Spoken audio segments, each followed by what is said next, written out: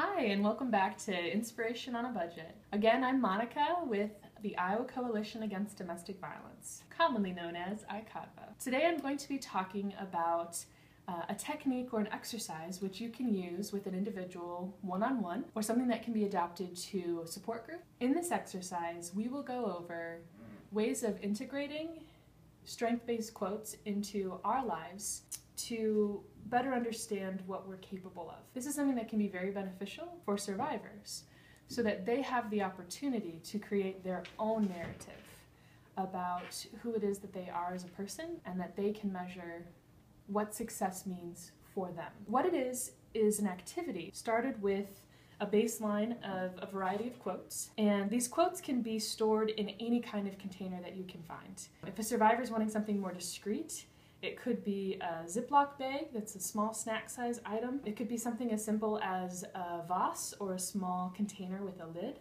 that they could keep in their bathroom, or they could keep it in their car, whatever works best for that individual. So what you start with is a baseline of quotes and a one-on-one conversation with the individual about if this is something that would be a healing option for them. There are a lot of people who are inspired by quotes and self-mantras that help keep them going as difficult situations arise. So an example of one of the quotes that you may want to introduce is, "Hope is the feeling we have, but the feeling we have isn't permanent." Now, this quote in itself would be a great starting point in a conversation. So you could sit down and think about, if I'm meeting with this individual weekly or bi-weekly, we could start out each session with a quote and a discussion about how this relates to what's currently going on.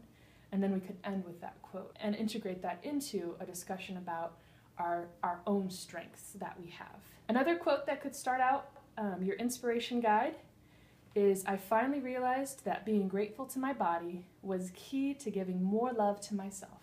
And that's a quote from Oprah. This quote is also going to be something that you'll want to keep in your back pocket for a person who is struggling with connecting with their body or body image related self-harm. Additionally, "In the depth of winter, I finally learned that within me there lay an invisible summer." That's really great for a person in Iowa. This would be a great quote also to start out a session and to identify strengths before leaving the session. "I may not be there yet, but I'm closer than I was yesterday." That's from an author who's unknown. That quote is simple, and it's something that could start out a person's day. Absolutely. It would be a quote that they may want to put up in their bathroom on the mirror so that they see that, or someplace that they see every day before they walk out their door or when they first get in their vehicle. "I was always looking outside myself for strength and confidence, but it comes from within.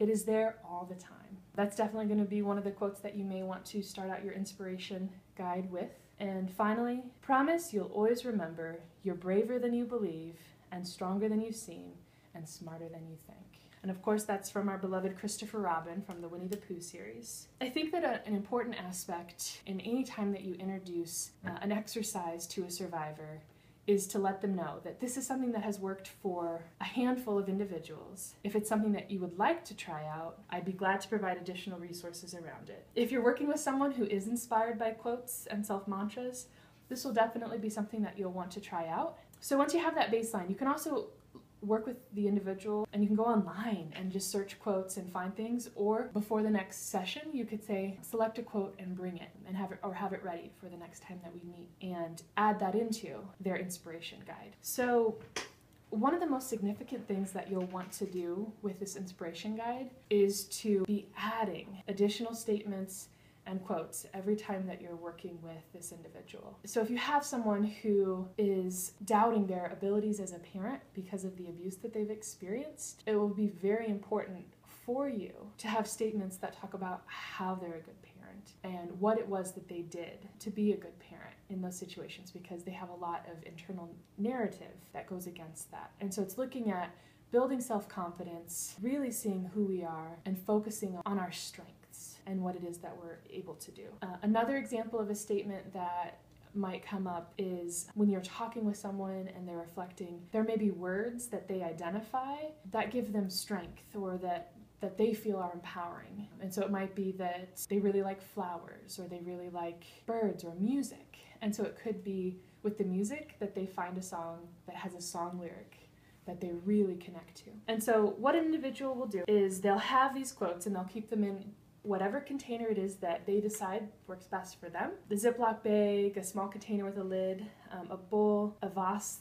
It all depends on what works best in their lives, but you'll want to support them on when to pull from their inspiration guide. It might be that they pull out one of the quotes every morning. So you'll take the quotes and you'll cut them into small pieces, fold them up, and put them into the container. The survivor can then pull out a quote when it is they're feeling at their weakest, or when they're feeling they need a little bit of a boost, or they can make it part of their everyday routine.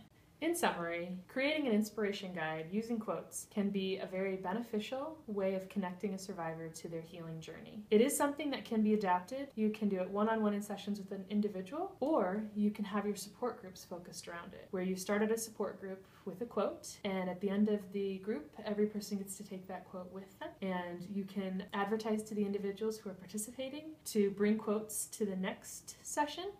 And then you can have a wait list of quotes that start out your next session, so that as a group, they're also building that sense of solidarity. Thank you for joining us with Inspiration on a Budget. Please feel free to comment so that this can be counted for your continued education with the coalitions. We'll see you soon.